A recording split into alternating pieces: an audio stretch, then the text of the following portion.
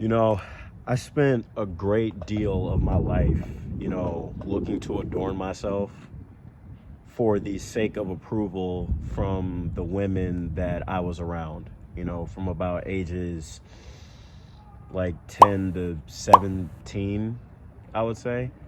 I really spent a great deal of time just stressing about my appearance and things of that nature, looking to look my best to get the compliment from the cutest girl in class and the girl that I had a crush on and things of that nature, all for it to always end up never happening, period.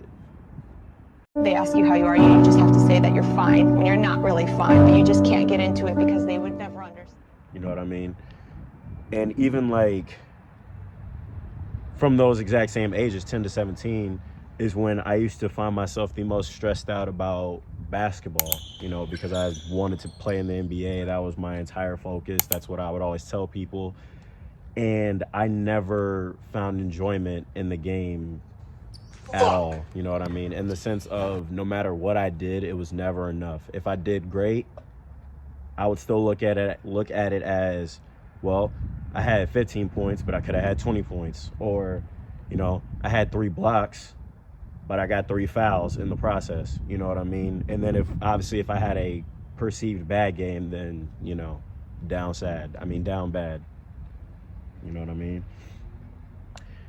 And honestly, at this point that I'm at now, being 21, I have come to feel that success and beauty are in the eyes of the beholder. You know what I mean? I believe it's all completely subjective. You know what I mean? Because it's just based on your perceptions, or at least it should be, because I feel that from my personal perspective and experiences, a lot of the mentality that I had as a kid through my adolescence was influenced by what the masses were claiming was the right way for life.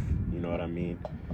The reason being is because as I was growing up, I saw a lot of people my age on All Is Life and Hoops Midwest and all these things on YouTube for basketball. And then, I would be on like Musically and I'd be on Instagram, and there's these guys who are just being flooded with comments and hearts and love from all these different beautiful women.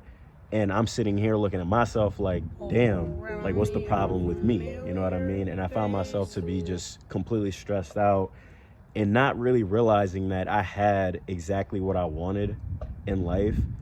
And I could love myself if I just changed my perspective, you know what I mean? But unfortunately, not even unfortunately, it just didn't happen from those ages. And honestly, I did not start to love myself until about around 18, my senior year.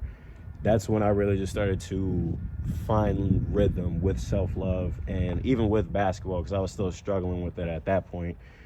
And it took me graduating, going through some college experience, and just being out in the real world to come to peace with myself and to truly, genuinely love and accept myself for me, not for the sake of someone else loving me, but for me loving me. You know what I mean? Because I'm at the point now where I do genuinely just love and accept myself as a whole.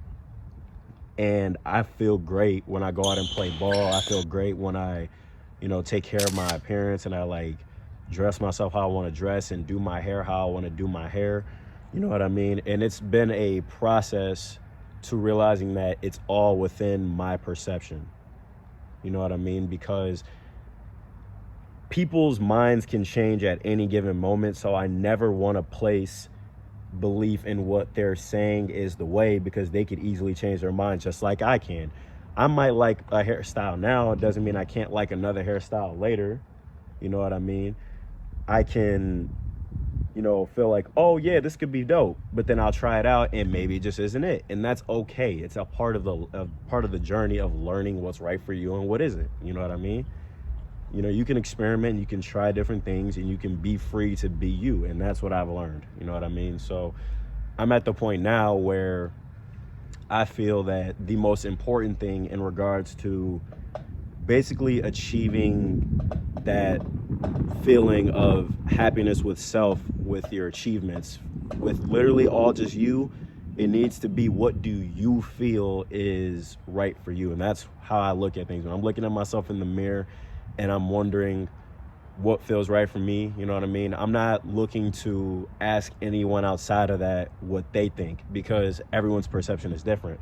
For example, I might perceive a woman who is 200 pounds to be the most gorgeous girl I've ever seen. But then there might be some people out there who are like, oh no, she's fat. Oh my God. You know what I mean? Like, that's just being completely honest. And I know that you know that that's honest, because look at the world we live in, bro.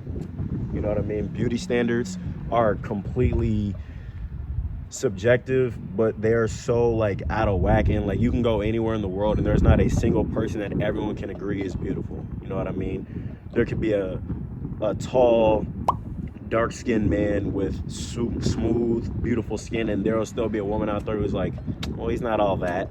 And then there could be a woman who has long, flowing, beautiful hair and an all-natural body, and some people be like, oh nah, she a little chunky, I ain't with her. You know what I mean? So it's just like, bro, can't get caught up in what the world says is the way anymore, is what I'm feeling for my life.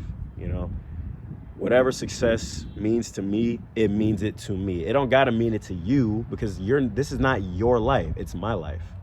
I want you to find what success is for you. What do you find successful? What do you deem beautiful? Because that is what's going to create the most genuine life, in my perspective.